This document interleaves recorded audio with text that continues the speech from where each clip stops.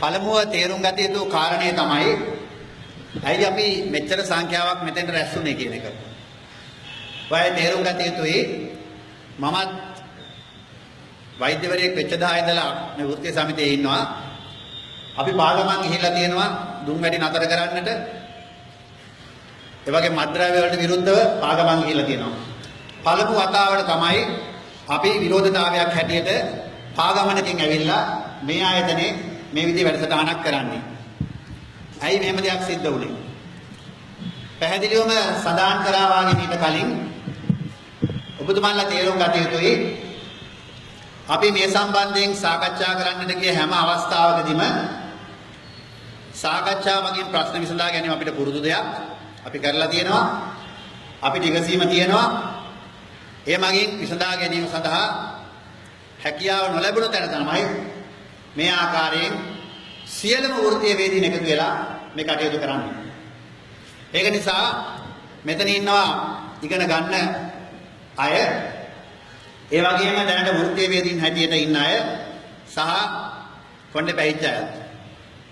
මේ සියලු දෙනාම එකතු වෙලා ඉන්නේ මේ කාරණෙන් සිද්ධ වෙන අගතිය වළක්වා ගන්නට. ඒක නිසා මම හිතුවා යම් කිසි විදියකින් මේ සිද්ධ වෙන්නේ මොකද්ද කියන එක පිළිබඳ මෙතන මාධ්‍යවේදීනුත් ඉන්න නිසා ඒ ගැන සඳහන් කිරීමක් කරන්නට. පළවෙනි දේ තමයි මේ කතා කරන්නේ ඉන්දු ලංකා වෙළඳ කිවිසුම් සම්බන්ධයෙන්. ඒකට වෙන වෙන නම් දෙනවා සහයෝගිතා කියනවා කලාපීය සහයෝගිතා කියලා විවිධ නම් දුන්නත් මේ කතා කරන්නේ වෙළඳාමක් සම්බන්ධයෙන්. වෙළඳාම් කරන්නට පුළුවන් භාණ්ඩ සහ සේවා. දැනට භාණ්ඩ වෙළඳ කිවිසුමක් ඉන්දියාව සහ ලංකාව අතර තියෙනවා. ඒකේ ප්‍රතිඵල මොන විදියකින් ග්‍රාෆ්ස් ඇන්දත් අපිට අසතුටුදායක සහ අවාසි සහගතමයි. ඒකෙන් වෙලා ඉවරයි. ඒ කියන්නේ සාක්ෂි කියන්නට මෙතන සභාවේ ඕන තරම් අය ඉන්නවා. ඒ විතරක් නෙමෙයි වෙබ් අඩවි ගණනාවකින් gmo.lk වෙබ් අඩවියට ගියොත් ඒ ගැන පැහැදිලිව දැකලා තියෙනවා. එහෙනම් රෑ වැටුණු වලේ දවලෙත් වැටෙනවද කියන කාරණේ තමයි ඇති වෙලා තියෙන්නේ. මේකෙදී එක්තරා පිරිසක් අර අතුල ඉංජිනේරු මහත්මයා කිව්වා වාගේ විශ්වාස කරනවා ඉන්දියාව සමග වෙළඳාම් කළ යුතුමයි කියලා. දැන් මට රැකියාවක් තියෙනවා. මම රජයේ රැකියාවක් කරනවා. තව කෙනෙක් පෞද්ගලික අන්තයේ රැකියාවක් කරනවා ඇති. මට අමතර ආදායමක් උපයා ගන්න පුළුවන් වෙළඳාම් කරලා. මම වෙළඳාම් කළ යුතුමද කියන දේ පළමුව ගත යුතු තීරණය.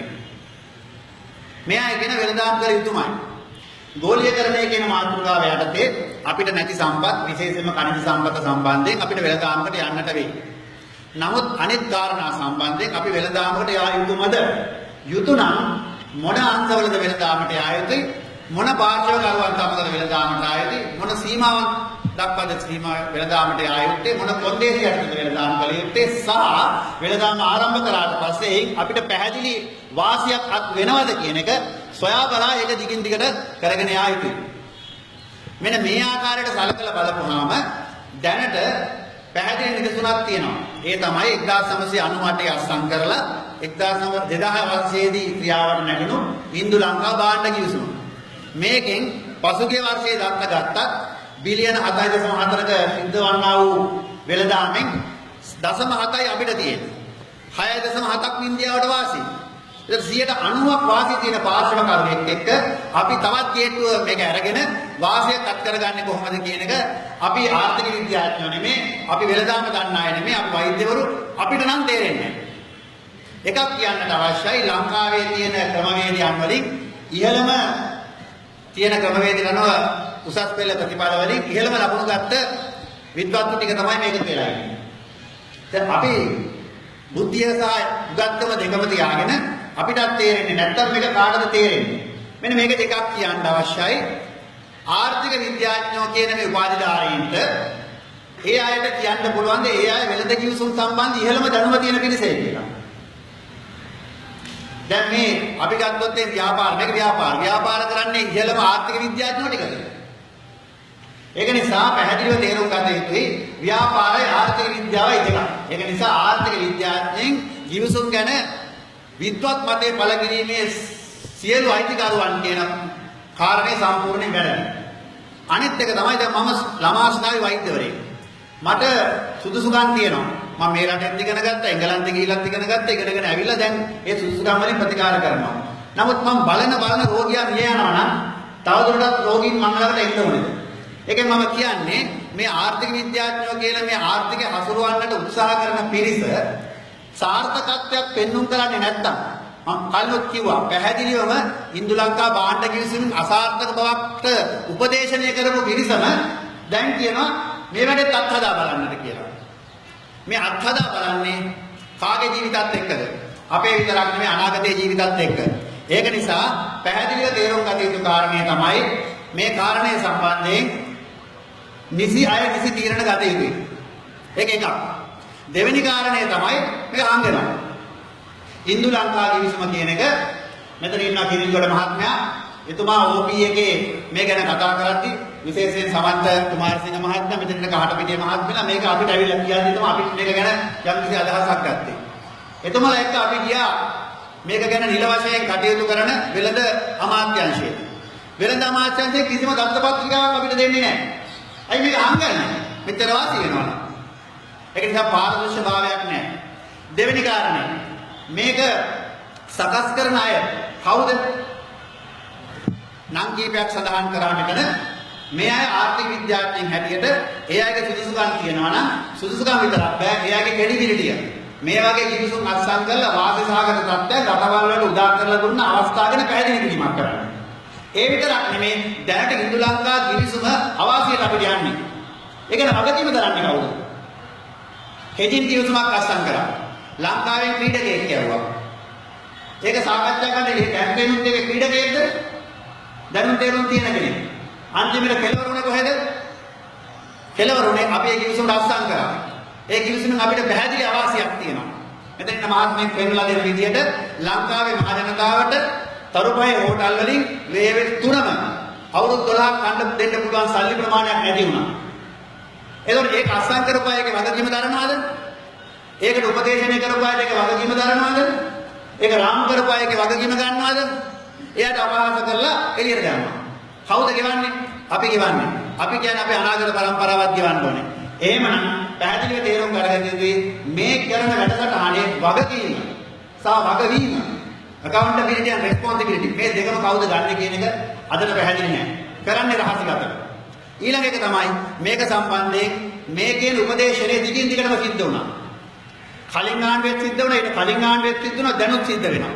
ඒක නිසා මේකට අපි මේ දේශපාලකයන්ට පමණක් ඇඟිල්ල දික් කරන එක වැරදි. මේක උපදේශනය කරන කට්ටිය හොයාගෙන යා යුතුයි. මේ දේශපාලඥයෝ මේ උපදේශනය කරන අය කියන්නේ ඇත්ත කියලා පිළිගන්න. මෙතනයි ප්‍රශ්නේ තියෙන්නේ. ඒක ඒ විතරක් නෙමෙයි. ඒ අය කියන විදිහට තමන්ගේ ආත්මගරුත්වයට හානිදායක වෙන විදිහට ස්ථාවර භාවයක් නැති ප්‍රකාශයන් කරනවා. අද කියනවා අස්සම් කරනවා කියලා, හෙට කියනවා අස්සම් කරන්නේ නැහැ කියලා. මෙන්න මේ විදිහට තමයි මේ කිවිසුම යන්නේ. ඒක නිසා මේ තියෙන අස්ථාවර භාවය සහ මේ තියෙන භයානකකම පැහැදිලිව තේරුම් ගන්න යුතුයි. යම්කිසි පිරිසක් පිට සිට විදේශයක සිට මේ සියලු දේ මෙහෙවනවා. කාගේ වාසියෙන්ද විදේශිකයන් මේක මෙහෙවන්නේ? පැහැදිලිවම මේ තියෙන විදේශ බලපෑමක් මෙතන සිද්ධ වෙලා කියනවා. ඒකෙදි අපි මේකට විසඳුමක් හැටියට විද්වතුන් හැටියට අපි පාරට බහින එකම නෙමෙයි කළ යුත්තේ. අපි මේකට විසඳුම් දිය යුතුයි. පළවෙනි දේ අපි ඉල්ලලා සිටින එකේ පාරදර්ශභාවය ඇති කරන්න. මේ දත්ත පත්‍රිකාව අපිට දෙන්න. අද වෙනකන් ලැබිලා නැහැ. වෙබ් අඩවි වල තියෙනවා විවිධ නම් වලින්. අපි ගියාම අපිට CD එකක් දෙනවා. ඒක එළිය නම කොටලා තියෙන එක නෙමෙයි ඇතුලේ තියෙන්නේ. කිසි ડોකියුමන්ට් එකක් අස්සම් කරලා නැහැ. නම්බර දාලා නැහැ. ඒක මේ කවුද ඒක සකස් කළේ කියලා කියන්නේ නැහැ. මේ විදිහට තමයි මේ රාජ්‍යගතව මේ කටයුත්ත සිද්ධ වෙන්නේ. යම් කිසි පොඩි බිස්නස් එකක් නැත්තම් පොඩි ව්‍යාපාරයක් කරන දෙන්නෙකුත් අපිව අවබෝධයෙන් කිවිසුම් අස්සම් කරනවා. නමුත් මේ රටක් මම කියන පාවා දෙන මේ වගේ කිවිසුමක් ඇයි මේක නිරාවරණය කරන්නේ නැත්තේ? මේ කාරණේ සම්බන්ධයෙන් කොහොම වුණත් මම මලික් සමරවික්‍රම ගරු එමුතුමාට ස්තුතිවන්ත වෙනවා. අපිට මේ දක්වා හරි තත්ත්වයන් ලබා දුන්නේ එතුමා නිසා. මට දෙන දේ තමයි එතුමා වුණත් මේ උපදේශනයට අහු වෙලා ඉන්නේ. ඒක නිසා පැහැදිලිවම තේරුම් ගත යුතුයි මේ උපදේශනය කරන පිරිසගෙන් මේ කාරණේ ගලවගන්නේ කොහොමද කියලා. ඒක නිසා අපි ලිඛිතව දැනුම් දුන්නා. අතිගරු ජනාධිපතිතුමාට මේ රටේ තවම එතුමා විධායක ජනාධිපතිතුමා මේ රටේ එතුමාට පැහැදිලිව අපි දැනුම් දුන්නා. මේ කාරණේ සම්බන්ධයෙන් පාරදර්ශීභාවය ඇති කරන්නට අවශ්‍යයි. ඒ විතරක් නෙමේ මේ අන්තර්ජාතික ගිවිසුම් සම්බන්ධයෙන් අපිටත් තේරෙන විදිහට ජාත්‍යන්තර ගිවිසුම් සම්බන්ධයෙන් සහ ජාත්‍යන්තර වෙළඳාම සම්බන්ධයෙන් ජාතික ප්‍රතිපත්තියක් ඇති කරන්නට කියලා. එතකොට ඒ ජාතික ප්‍රතිපත්තිය තුළම අවම වශයෙන් ජාතික ආරක්ෂාව, මෙහි ඉන්න පුරවැසියන්ගේ සුරක්ෂිතභාවය, අනාගතයේ සුරක්ෂිතභාවය මේ කාරණාවක් ආවරණය වෙනවා නම් අපිට හිත හදා ගන්න පුළුවන් අසංකරන කිවිසුමෙන් අපිට හානියක් වෙන්නේ නැහැ කියලා. ඒක නිසා පාර්ලිමේන්තුව ගැන කිය යුතුයි. පාර්ලිමේන්තුවේ බොහෝමයක් අයට මේ කාරණා තේරෙන්නේ නැහැ. එකක් ඒ අයගේ අධ්‍යාපන මට්ටම අඩුයි. දෙවෙනි එක තමයි මේ සාකච්ඡා හුඟක් වෙන්නේ ඉංග්‍රීසියෙන්. ඉංග්‍රීසි දැනගත්ත කෙනෙකුට මේක තේරෙන්නේ නැහැ. මේක තාක්ෂණික භාවය නිසා. ඒක නිසා අඩුම ගානේ එය අත උස්සනකොට දැනගන්න පුළුවන්කමක් තියෙනවා නම් මේ කියන ජාතික ආරක්ෂාව වැනි කාරණා මේකෙන් ආරක්ෂා වෙලා තියෙනවායි කියලා පැහැදිලිවම අපිටත් ඒ සුරක්ෂිතභාවය ගැන වැටහීමක් ගන්න පුළුවන්. ඒක නිසා අපි අධිකරු ජනාධිපතිතුමාට 2016 පළවෙනි මාසේ 4 වෙනිදා අපි ලිපියකින් දැනුම් දුන්නා. අපි සභාපති ලේකම් දෙන්නම අත්සන් කළේ ලිපිය ලැබුණ බවට අපිට කිසිම දෙයක් ලැබිලා නැහැ. අපි මේක ෆැක්ස් මගින්, කුරියර් මගින් සහ අපි තියෙන ක්‍රමවේදයන් සියල්ලෙම මේ ලිපිය ලබා දුන්නා. ඒ විතරක් නෙමෙයි අපි පිටපත් දාලා තියෙනවා මේ රටේ දේශපාලන බලධාරීන් සියලු දෙනාට. අවාසනාවකට වාගේ මේ රටේ විපක්ෂය කවුද කියලා පැහැදිලි නැහැ. පොදු විපක්ෂය කියලා තව එකක් ඉන්නවා. ආණ්ඩු පක්ෂය කියන එක මිශ්‍රණයක්.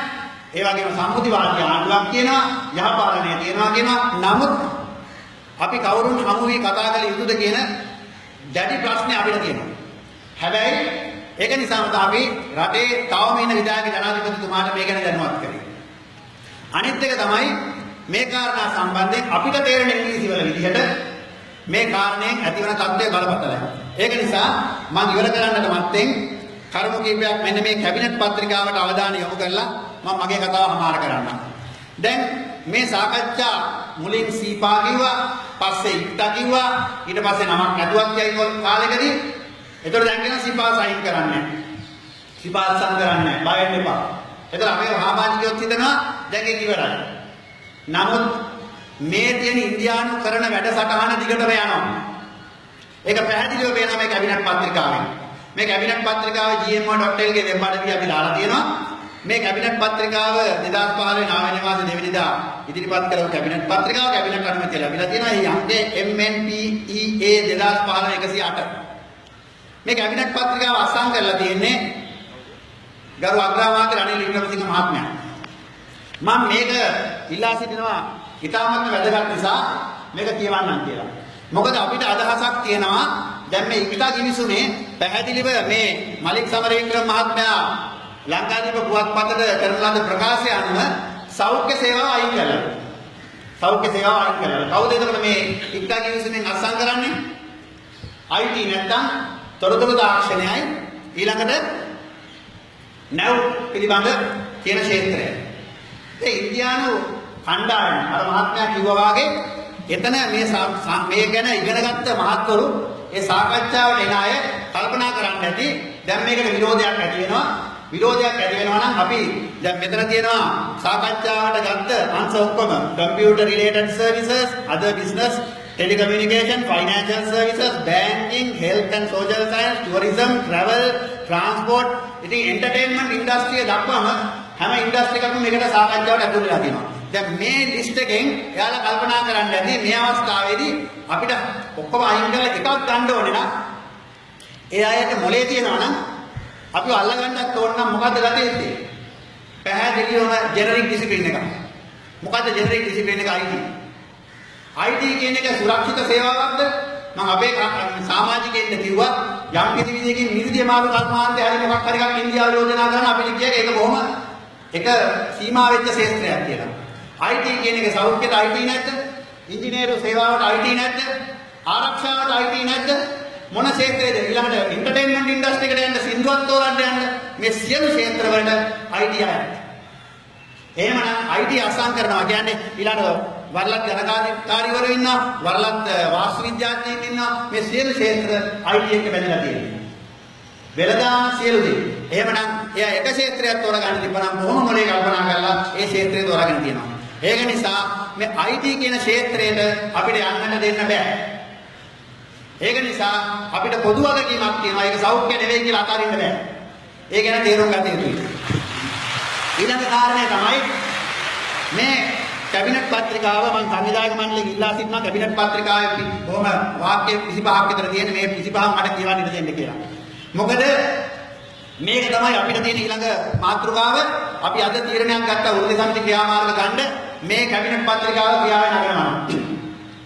මේකේ කතා කරන්නේ ශ්‍රී ලංකාව තුළ හදිස්සි పూర్ව රෝහල් ප්‍රතිකාර ගිලන් ලද සේවාවක් ලබා දීම. කෙනෙකුට හිතෙනවා ඇති මේ ඇම්බියුලන්ස් ටිකක් දාන්න යන්නේ කියලා. එහෙම මොකද හිතෙන්නේ නැත්තේ?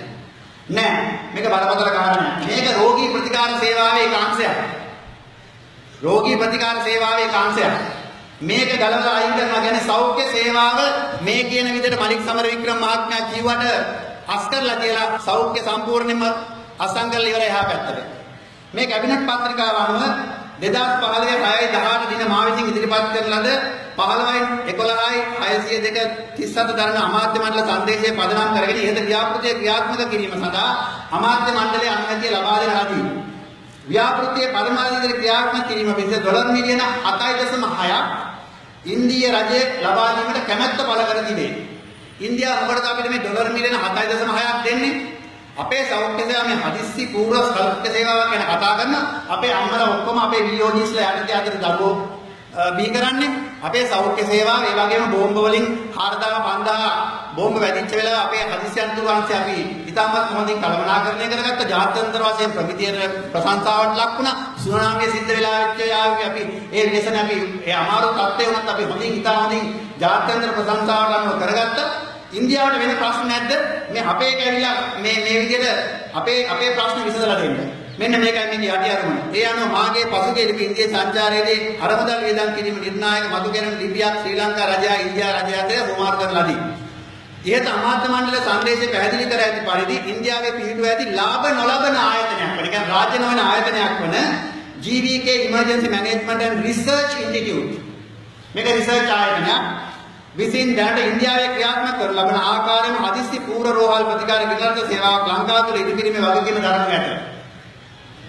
මේ අනුව අදාළ දේශීය නීති හා රෙගුලාසි වලට අනුව ලංකාවේ සෞඛ්‍ය පෝෂණ හා දේශීය වෛද්‍ය අමාත්‍යාංශයට අනුබද්ධ ආයතනයක් ඇතිවෙනවා. එතකොට විදේශීය රාජ්‍ය නොවන සමාගමක් ඇවිල්ලා ලංකාවේ සෞඛ්‍ය අමාත්‍යාංශයේ අනුබද්ධ ආයතනයක් හැටියට වැඩ කරනවා. ඒතර මේක බොහොම හොඳ මාතෘකාවක් මේ අය තෝරාගෙන තියෙන්නේ. කෙනෙක් අහයි හෘදය අකරණයක් වෙච්ච රෝගියෙක්ව ගන්න හදිස්සියෙන් ඇම්බියුලන්ස් එකක් අරගෙන යන එකට අපි විරුද්ධ වෙන්නේ ඇයි කියලා. ඒක බොහොම ආකර්ෂණීය මාතෘකාවක්. හැබැයි ඒකෙන් ඇවිල්ලා කරන දේ තමයි මම කියන්නේ. අනුබද්ධ ආයතනකින් කරන්නේ. සේවා සපයන්නා ජීවික MRI ආයතන විදිහට ස්ථාපිත කරන නව ආයතනයේ ශ්‍රී ලංකාවේ රාජ්‍ය සහ පෞද්ගලික සෞඛ්‍ය අමාත්‍යාංශයට අංශ දෙකම ආවරණය කරන්න යන්නේ. සමග සහයෝගයෙන් මේ ව්‍යාපෘතිය ක්‍රියාත්මක කරන ඇත. ඉන්දියානු රජයෙන් සහ ශ්‍රී ලංකා රජයෙන් ලබන්නා වූ ප්‍රදානයන් උපයෝගිතා සහතික.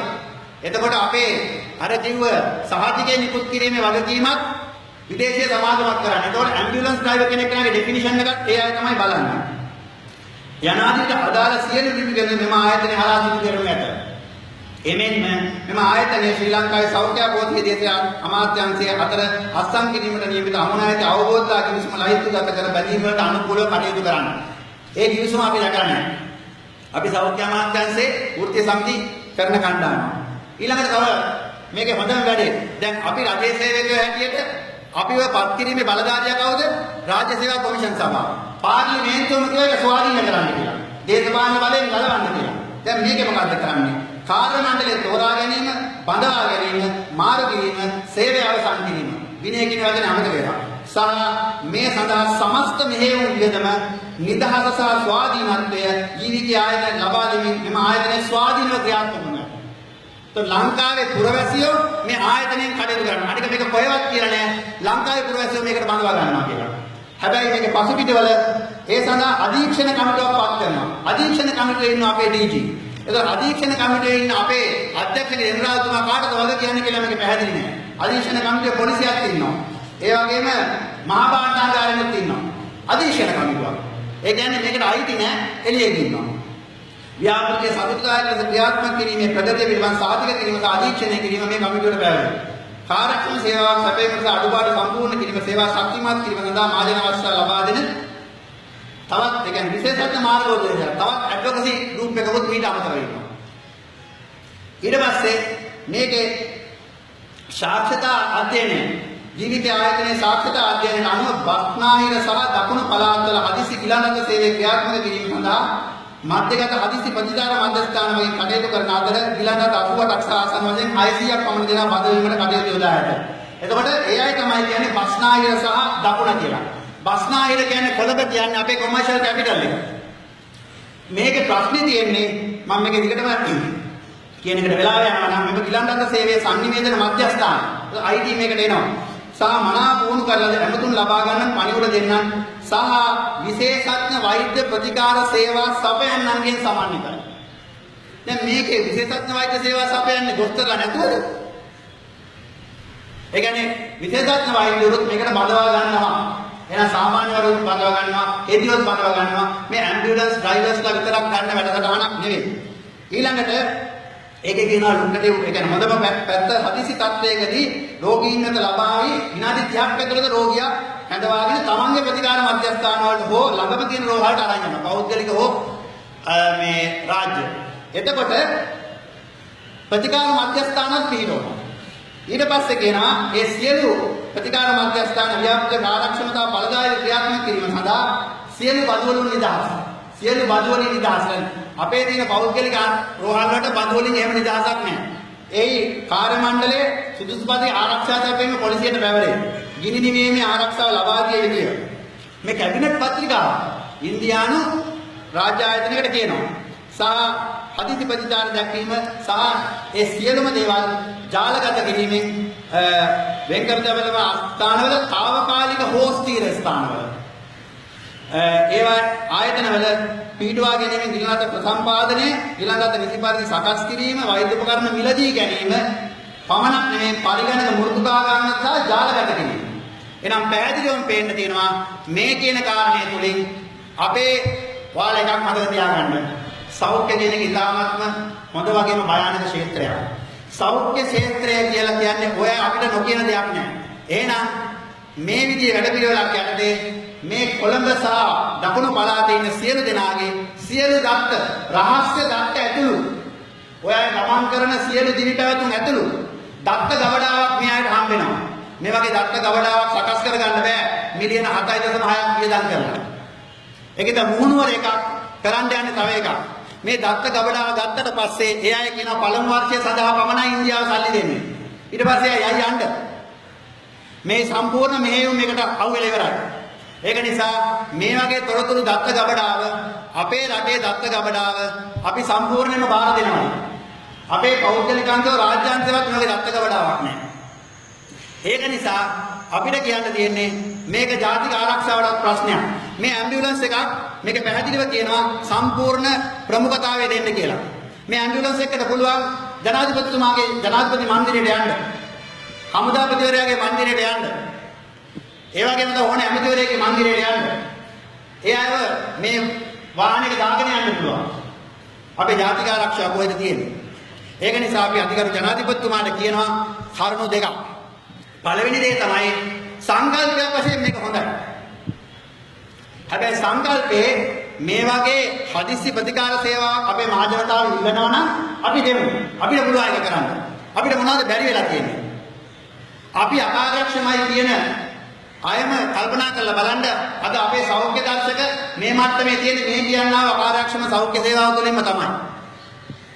ඒ කියන දර්ශක වලට ලැබෙන ප්‍රශංසාව නිසා ගිහිල්ලෙවලා තමන්ගේ අර කුසලාන අරගෙන එන ඇමතිතුමා එන ගමන් අපිට බයිනවා.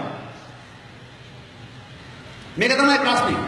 මේ අවුරුදු 60ක් තිස්සේ අද සෞඛ්‍ය දර්ශක මේ දරුවෙක් ඉපදීමේ තත්ත්වයේ මැටර්නල් මෝඩලිටි ජීවිත ආයු කාලේ මේ තත්ත්වවල පවතින්නේ අකාර්යක්ෂම අපි හින්දා තමයි.